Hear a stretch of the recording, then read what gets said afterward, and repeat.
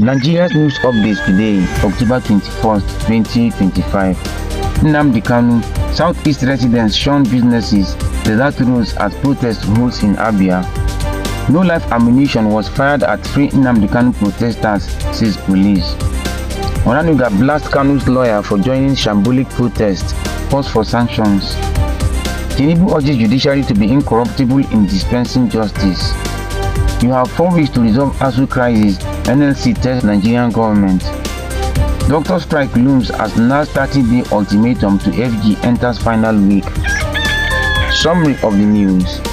Nnamdi Kanu, Southeast residents shun businesses, desert roads as protest holds in Abia. Tension is rising again in Nigeria's southeast. Residents of Abia State joined fresh protests on Monday, demanding the release of Nnamdi Kanu, leader of the indigenous people of Biafra (IPOB). The protest, led by activist Omoyele Sowore and members of Ohaneze Ndigbo, took place despite police efforts to stop it. Crowds were seen chanting Kanu's name and marching through Umuahia, while security operatives blocked access to the government house. Meanwhile, in Enugu, Imo, Anambra and Ebonyi, streets were mostly empty, shops and schools shut down due to the usual Monday sit-at-home order. Kanu has been detained since 2021, facing terrorism charges after his arrest and repatriation from Kenya. Despite multiple court rulings, he remains in custody, and the call to free Nnamdi Kanu now is growing louder. No live ammunition was fired at Free Nnamdi Kanu protesters, says police. The Nigerian police force has denied claims that officers fired live ammunition during Monday's Free Nnamdi Kanu protest in Abuja, led by activist Omoyele Sowore. Police spokesperson Benjamin Hundeyin told Channels TV that only tear gas was used to disperse protesters who tried to enter restricted areas. No live ammunition was fired, not a single one, Hundeyin said, adding that the popping sounds people heard were tear gas canisters, not bullets. The protest demanded the release of IPOB leader Nnamdi Kanu, who remains in custody despite several court orders. The police insist their actions followed standard procedures and used only minimal force. Onanuga blasts Kanu's lawyer for joining shambolic protests, calls for sanctions. The special advisor to the president, Bayo Onanuga, has slammed Aloy Ejimako, one of Nnamdi Kanu's lawyers, for joining a protest in Abuja allegedly organized by activist Omoyele Sowore. Onanuga called Ejimako's action unethical and a violation of sub judice, saying he should be preparing Kanu's defense instead of joining a career anarchist. He urged the Nigerian Bar Association and Legal Practitioners Disciplinary Committee to sanction the lawyer for what he described as unprofessional behavior.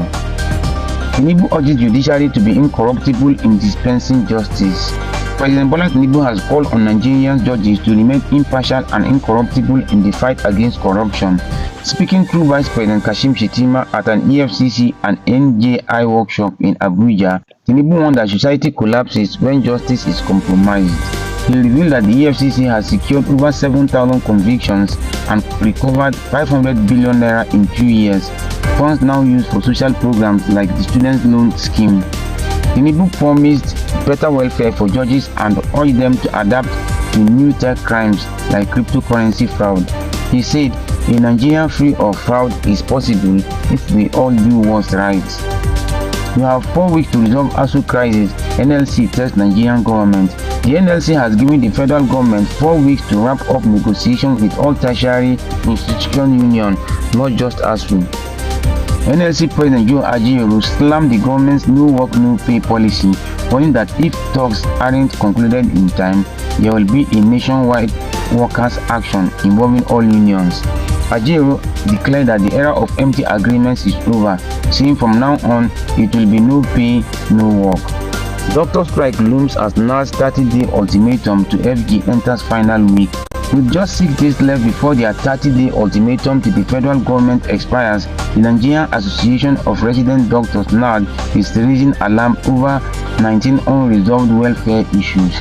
Doctors say they are enduring unsafe, unregulated work hours, unpaid salary and promotion arrears, and missing allowances, all while the government drags its feet. They are also protesting the dismissal of 5 doctors in Lokoja and warning that the ongoing brain drain and poor hospital conditions are putting patients at risk. NARD insists the government must act immediately to meet its demands or face the consequences when the ultimatum ends. Follow for more. October 21st, 2025.